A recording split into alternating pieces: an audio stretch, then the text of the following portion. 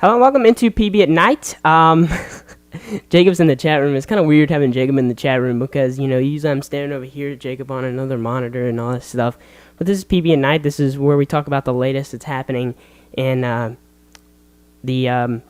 just the whole world and the news and everything. I know today is actually going to be more sports focused. But first off, I just wanted to start off, I'm not quite sure, but I think this is Google's first little drawing, or what do they call these? What is it called? I can't remember. Anyway, they're little interactive things that they have for Christmas. So this is kind of cool. They've got all these little things, kind of a new one. Yeah, logos, but it's something else that they call it. Remember, it's like I can't remember now. Let's see. Anyway, so that's kind of cool. Google's first thing of the Christmas time. I'm sure we'll get two more coming up since tomorrow's Christmas Eve, and then of course Christmas Day. Yeah, I forget what it's called anyway. So we've got a lot of news to talk about, and this actually just broke, so I'm kind of happy that we can talk about this. Is Terrelle Pryor, among with 5 other Ohio State players, have been suspended, not for their bowl game, which is against the Arkansas Razorbacks in the SEC, or not the SEC, I think they're going to the Sugar Bowl, right? Yeah. So Terrelle Pryor and 4 of his Ohio State teammates have been suspended for the first 5 games of the 2011 football season after an investigation that started with reports that the players were trading autographs for tattoos, which is kind of weird. But the 5 players will be allowed to play in the Sugar Bowl game against Arkansas on January 4th. That likely means that Terrelle Pryor's Buckeyes starting quarterback will leave Ohio State and enter the 2011 draft. He had already said that he would return and play his senior season, but now it's highly unlikely that Pryor would return to the school and play half a season. So the Sugar Bowl will presumably be his last game, and all of these other players are juniors.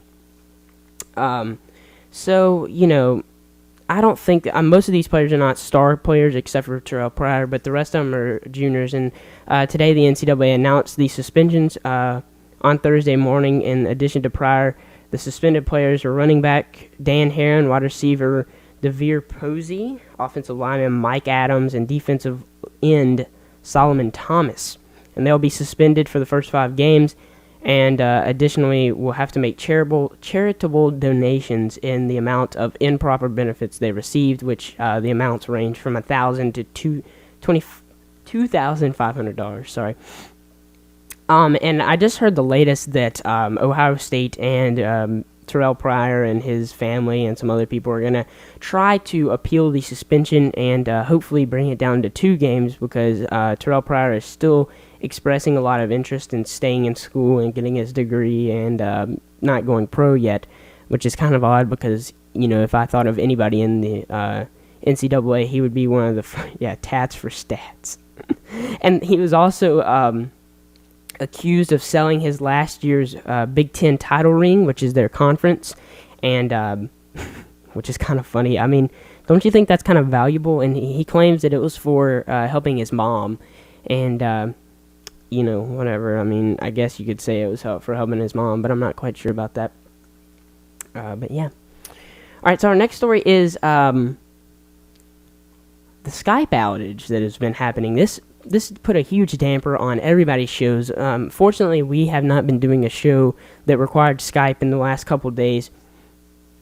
And everybody, and it's a worldwide outage on all of Skype's nodes. And what does Skype's massive outage, which took millions of users offline for a full day, mean to the company? A lot of people are kind of trying to explore other ways of doing it, but so many people, it was actually just became apparent to me that so many people use Skype for a call out line, and they pay for Skype credits and everything. I know Jacob has some Skype credits. He doesn't use it as his main phone, but I know that some people still use it as their main phone, and this is kind of bad, and this kind of shows you, hey, maybe you want to pull back and you wait, exactly, but you might want to pull back and maybe not go all cloud based on So a day after going down, Skype's internet telephone service was returning normally today, and the company said more than 16 million users are online, about 80% of what would normally be expected. CEO Tony Bates said, we're 100% focused on getting Skype back in action. The company said on Twitter. Skype also said that it would offer vouchers to pay for customers who aren't able to access the service. Skype lets people, of course, chat online, audio and video, and you can also make, calls out for a pretty low price. And, there's a lot of people that are out there, and they use Skype, and especially around the holiday season and Christmas time, because I know, especially, there's actually a member in my family that has a member of, her husband is actually in Afghanistan fighting I think he's in the army maybe, but they're allowed a certain number of hours on the computer or whatever, and they actually do Skype video chats, which is pretty cool. So they kind of, are able to communicate face-to-face. It's better than doing just a standard call, so that's kind of cool. And I know a lot of people depend on Skype. Jacob and I depend on Skype daily for, our shows whenever Jacob's on the show. And I know a lot of shows yesterday. I know that Tech Buzz was having problems with Skype, and he thought they weren't going to be able to do the show, and then they finally were able to. So Skype plays a major part in a lot of people's internet life. Not only people use it for IMing, not too many people use AIM now. Skype is just kind of like, hey, here's my Skype, or and you can call people and chat with them and everything. So that's kind of cool. So we've been in the midst of this Comcast deal trying to buy NBC, and Comcast they're saying that they must allow online video rivals to win approval from the NBC deal.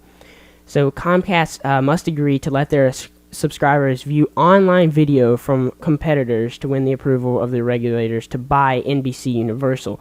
Accordingly proposed the conditions outlined by the U.S. agency today. Comcast also must sell programs to rivals and allow them to compete with programmers through their video subscribers. So this is kind of a weird situation because Skype and I keep saying Skype. Comcast is up there, and they're trying to buy NBC. But the problem is, Comcast in the U.S. at least is a major distributor of not only online content but also cable content. There's been rumors spreading around that you would no longer be able to access, say, Hulu or ABC or CBS or anything. You would only be able to watch NBC online video. And that would just be way past internet regulations and net neutrality laws and things. And it's kind of a fine line because they did buy NBC if they were to do this, but they're not going to be, this deal is not going to be approved until they promise that they will be able to let you view Netflix and ABC and all that stuff. And Julius Janikowski, the FCC chairman, he's saying, well, we're not going to push this deal through anytime soon until you do it. So it's going to be interesting to see this play out because Comcast might back off and say, well, we had intentions and we really don't want to buy NBC if we can't kind of shut down the other people. But I'm glad to see the FCC do this because I am totally open to a free and open internet. In my opinion, it should stay like it is now. Even maybe go back to, I know that some content providers are actually blocking Netflix and blocking, like Google TV. You're blocked from Netflix and, or not Netflix, but Fox and CBS. And, I think there's there should be regulations on, well, you can't block this just because it's on your TV or, review. Yeah, Jacob has problems with that all the time. We've talked about that multiple times because he can't access any network television, but, on his net top that sits right next to his review, it works great, So I don't really understand where they're going there because you're still going to get the ads and everything, but whatever.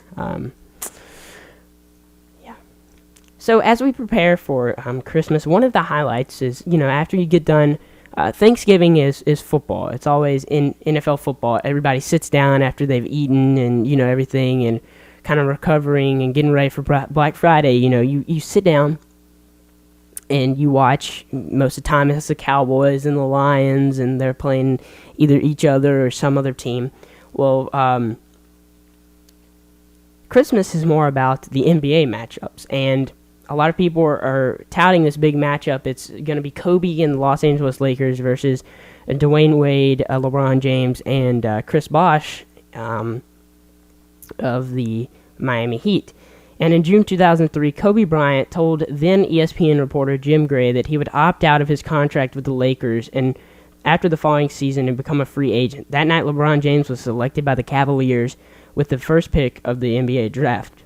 To the Lakers coach Phil Jackson, the events were not they didn't, they weren't coincidental or whatever.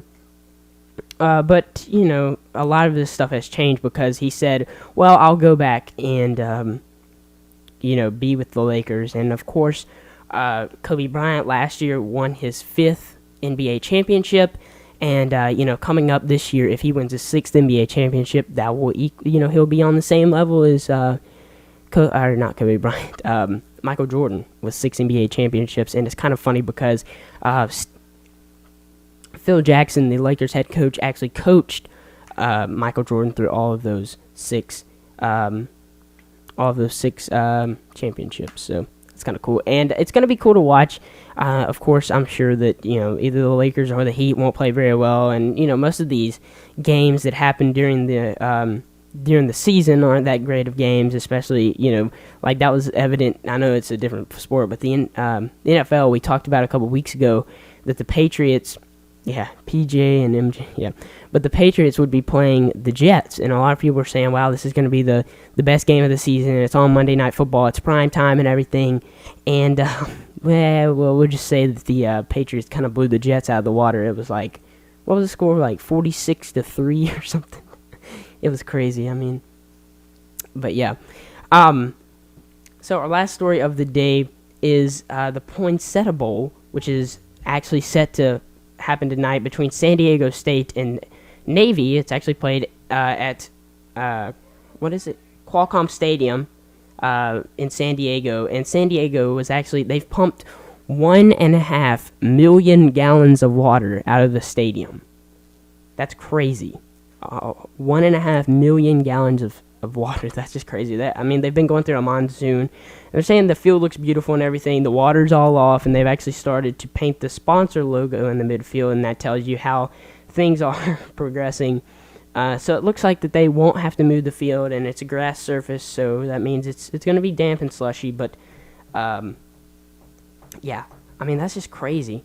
And kickoff is scheduled at 5:06 Pacific time, which I don't know. I guess that's like 8:06 maybe here.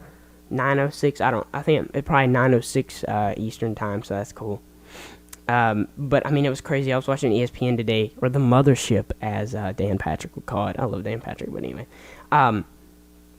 they were saying, they were showing some of the pictures, and it was just crazy.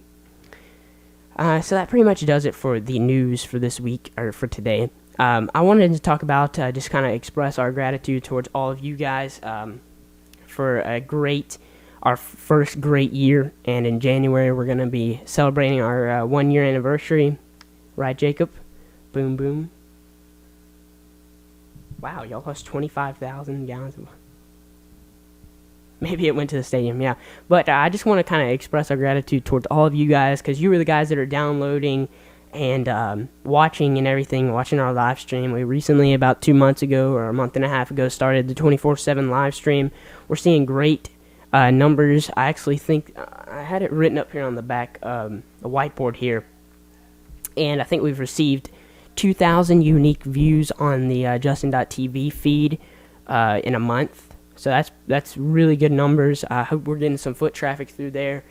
And we're going to continue, growing the network and everything. I'm hoping to get some new hardware pretty soon. I'm going to be building an editing PC, so I'll probably be editing a lot more of the videos and things, making them higher quality.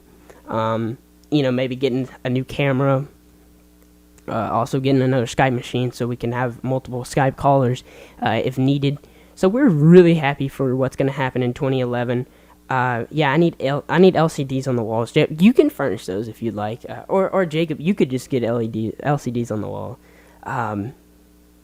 But yeah, we're just really happy what's going to happen at pbcasttv.com over the next year. Of course, Jacob will be going to CES, highlighting our coverage of CES January 6th through the 9th.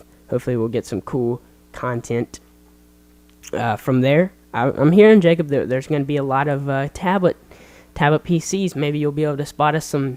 I think Carlo wants you to bring him back a Tegra 2, maybe Android tablet. I think if you can just get your hands on one of those, kind of slip it in your backpack if possible, or actually, just grab it. Yeah.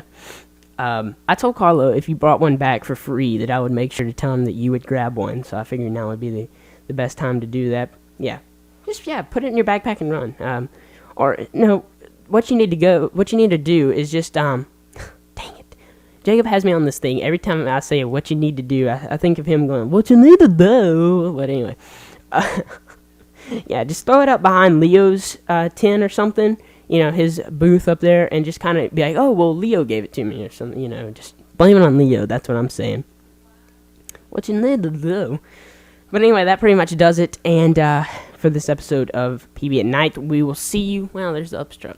Yeah, see, this is what happens when I do it during the day, because I can see everything. I'm distracted and everything.